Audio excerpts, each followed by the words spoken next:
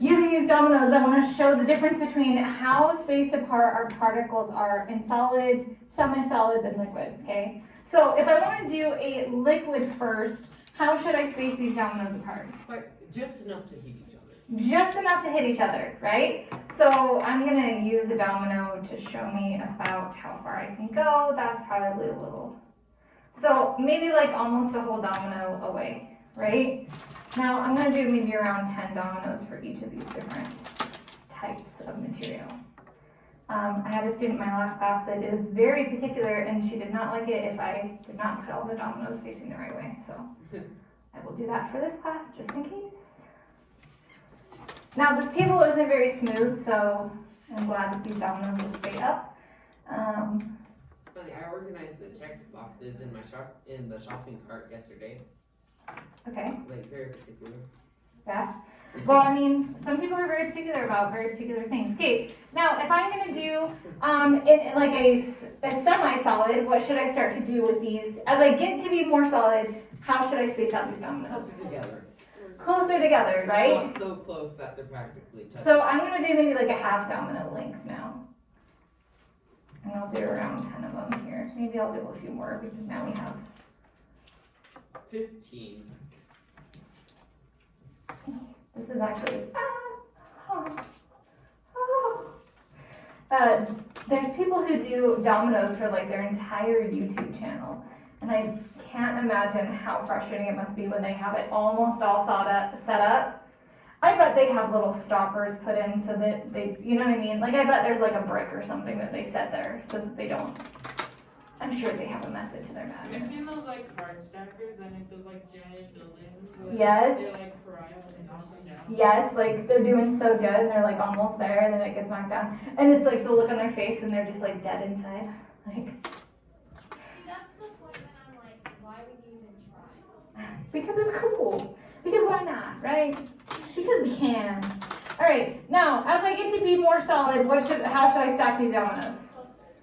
Pretty dang close, right? Now, hopefully this is letting you literally like visualize how close the particles are in things that are liquid, a semi-solid, and an actual like solid material, right?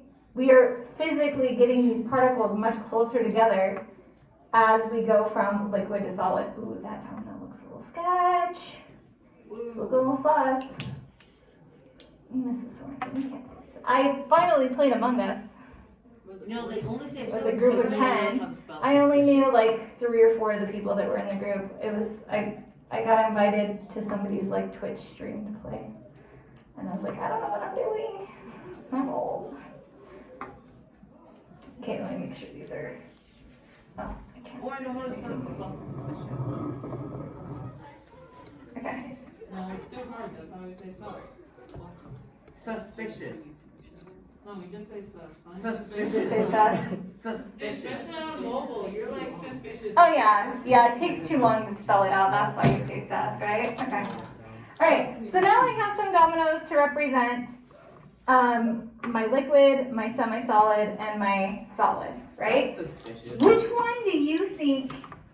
Now, when I tip over the dominoes, what is that going to represent? A wave. A wave, right? That's going to represent how quickly that wave is going to transfer its energy through that material, right? How fast the wave can actually move that material is going to basically be directly illustrated in how quickly these dominoes tip each other over, right? Which ones do you think are going to tip over the slowest, and which ones do you think will be the fastest? Fastest goes together. Okay, for this spaced, how we think it's going to be Slowest. No, there's probably just gonna be like one that doesn't even hit. The middle. Probably, right? Especially because I'm recording. Well, let's see how the speed, how fast this energy from the first domino can get transferred to the last domino based on how spaced apart they are.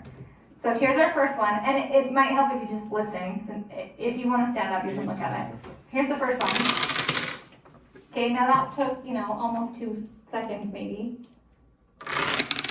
That one happened a lot faster. We could hear it, right? Now that one was the fastest. Does that make sense? Now if I had put them all close enough to each other to where once I knocked over the ones that were closer together, they knocked into the ones that were a little bit further, we could actually hear the difference as the speed changed. And that is what we basically documented here. The question is, This is where we're drawing, hey, we're speeding up here, oh, we got slowed down because we started into something that wasn't as tightly compacted. Oh, hot dog, we hit something that's liquid, we got slowed way down. So that little demonstration is hopefully will show you how energy moves more efficiently and can move faster. The velocity of our wave speed can be greater in things that are more tightly compact like solids or semi-solids, and the wave velocity will slow down in things like liquids, or if it's an S wave, will disappear altogether.